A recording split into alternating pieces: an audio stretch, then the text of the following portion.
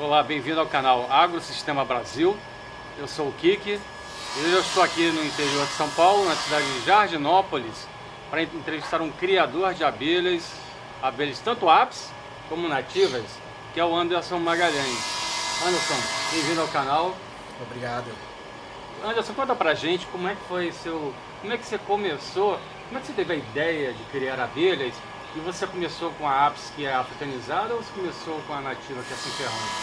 Eu comecei, na verdade, com as nativas, né? Eu fui fazer um trabalho de escola quando eu tinha 11 para 12 anos, na casa de um amigo. E lá me deparei com a colmeia de abelha na garagem dele. E a gente fazendo o trabalho, eu vendo aquele bicho voando de um lado pro outro. Falei, mas o que é isso aí? Abelha. Aquele ali já deu um pulo pra trás, né? Pô, abelha deve me picar, uai. Não, mas essa abelha não faz nada. Quem já tomou corrida de abelha sabe que não é fácil. Aí essa abelha vai me picar, não. Isso aqui não faz nada, não. É tranquilo. Você não pica, não. Ai, não. Quero ver isso de perto, aí. Como assim, abelha que não pica? Aí ele pegou e falou, não. Na hora que meu pai chegar aqui, eu vou falar pra ele abrir pra você ver. Aí o pai dele passou um pouquinho mais, o pai dele chegou de serviço. Pedi pra ele abrir a caixa, né? Ele pegou, abriu a caixa lá. Aquilo ali foi amor à primeira vista, né? Já falei, eu quero, me vende, me vende. Você tem quantos anos? Eu tô com 33. Mas primeira... Ah, não. É, o primeiro contato tá com 21, 22 anos, mais ou menos. Nossa, bastante tempo, hein? Já. De lá pra cá... E dali você começou a criar abelha? Dali sim. Eu comecei a me interessar, né? Eu pedi pra ele me vender, ele não me vendeu. E na época não foi uma divisão que ele me passou, né, o conhecimento. Ele falou assim, ó, eu te dou uma mudinha. Eu não te vendo, mas eu tiro uma mudinha aqui e te dou.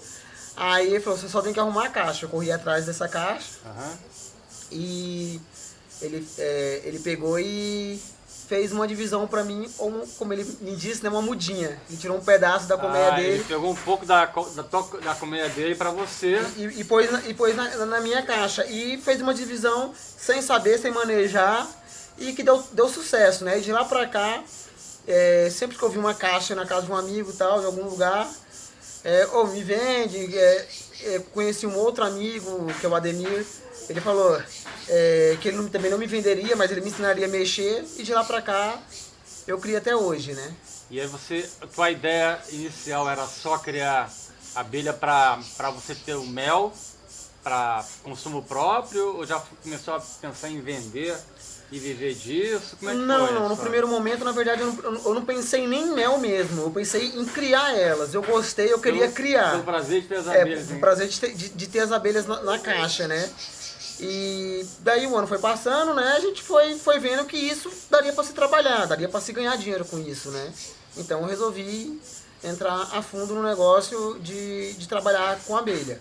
Peguei dos 12 anos aos 14 mexendo com a sem ferrão, tive a oportunidade de ir para a USP fazer alguns cursos. Aí com os 15 anos fui apresentado a apis, né? No caso a campo, né? Com elas. Comecei a mexer a campo com elas, também peguei gosto e comecei a trabalhar com ambas, né? E de lá pra cá, hoje eu tenho tanto apiário quanto meliponário. E você estava me dizendo antes da gravação que pelo menos 70% é da nativa e uns 30% da apis hoje em dia, é isso? Em volume de enxame, sim, mas em produção, a apis ela produz mais, né? Porque, um exemplo, uma jataí, a gente tem estudo aqui, tem amigos que conseguem produzir de 1 a 3 quilos de mel por ano na colmeia. Pô, Anderson, isso é bem pouco. Se a gente for colocar em relação volume, tamanho de abelha e produção, a gente vê que ela produz bem mais que a apis. Porém, em uma caixa de apis, eu tiro de 20 a 80 quilos de mel por ano, dependendo do potencial da área, né? Se tiver uma área boa de mata, o enxame for bem manipulado, a gente consegue ter uma boa produção também. E como é que é hoje aqui? Eu sei que você faz parte aqui da Associação de Criadores de Abelha do Nordeste do Estado de São Paulo. Como é hoje a criação de abelhas? É uma coisa ampla aqui na região?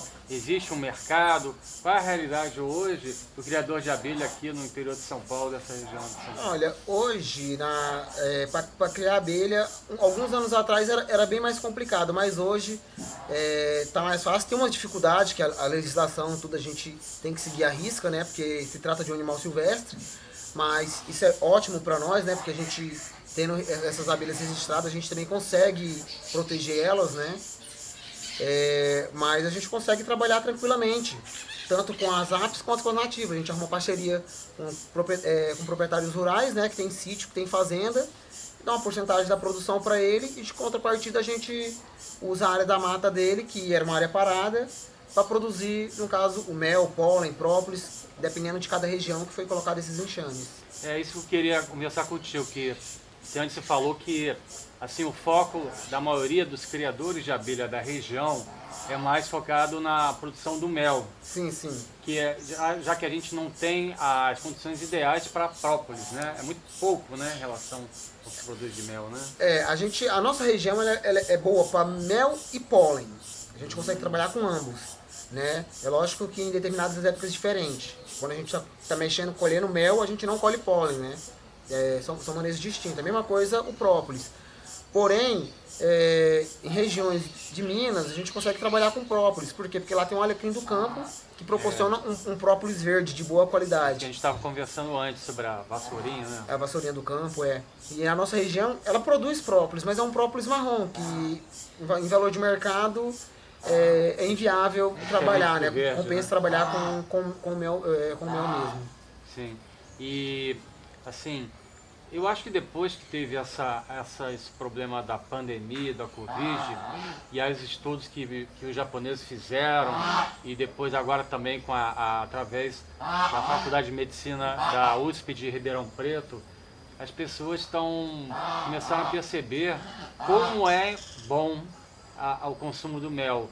Como é que o mel, o próprio própolis, como é que são bons para evitar o contágio de doenças, de bactérias, de vírus, fungos, né? É uma medicina natural, um remédio natural o mel. Sim, sim. Né? E assim, eu acho que falta o governo ajudar a levar essa informação para a população, para o povo consumir mais. O consumo do mel é muito pequeno. Sim, sim. No Brasil, né, na verdade, o pessoal entende realmente que o mel é remédio. Por isso que o consumo dele é tão pouco.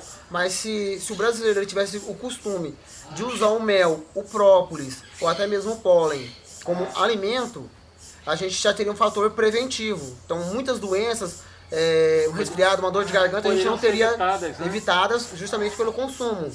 Né? Se a pessoa parasse de comprar açúcar, comprasse mel, por exemplo, para misturar no seu café da manhã, um chá, poxa, ele estaria assim, tomando um remédio natural, estaria se prevenindo de uma doença. Então a gente precisa criar o hábito de consumir mel, consumir o pólen, o própolis, não é? Sem sombra de dúvida, né? O açúcar do mel, né? A frutose, a sacarose, são açúcares bons. Na cana, se eu não me engano, é só a glicose, é só açúcar ruim. Né? Então, com isso, a gente não consegue absorver isso legal no organismo, né? Já o açúcar do mel, não, ele é bem absorvido e bem distribuído.